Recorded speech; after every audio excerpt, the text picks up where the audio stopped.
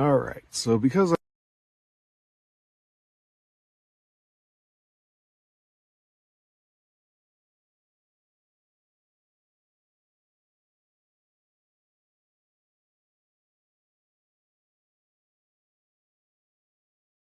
I believe if you're going to do a review, you need your control and you need the backup example.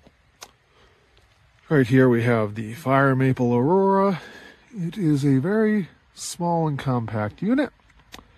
Not particularly what I'd recommend for camping. So I've got my field lantern here from the barn, and we're going to test this and show you really quick the difference in illumination. So I need both hands for a moment. So I'm just going to lay this down while I take this apart. You spin the base off the bottom, and then you can light it.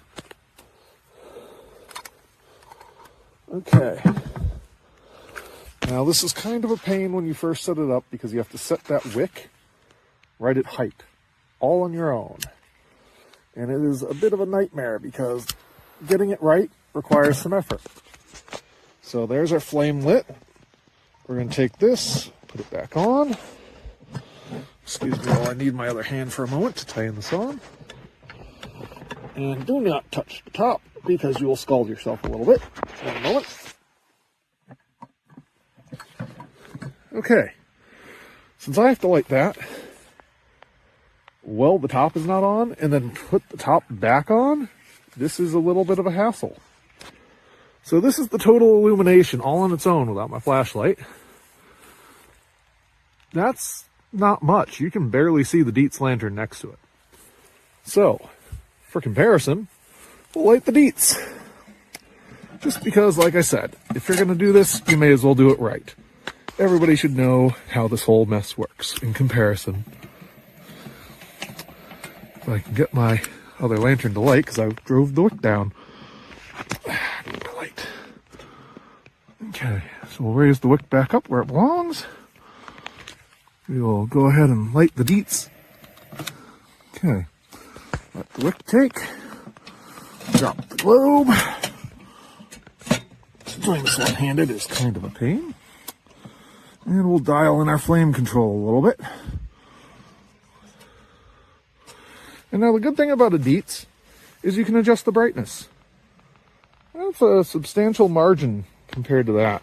I'm standing about, let's see, a good solid 10 feet away now. Those are both on top of a good 5-gallon bucket apiece. The illumination is not great.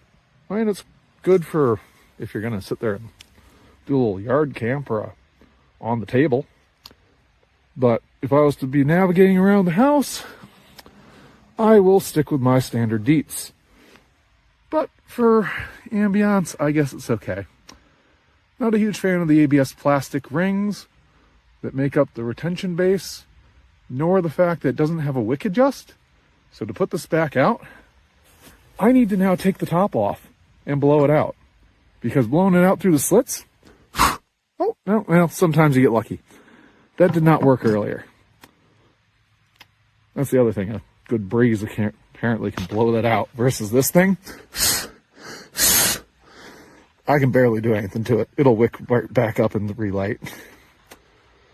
But, I mean, if you're looking for something to toy around with and you don't really care, it's okay.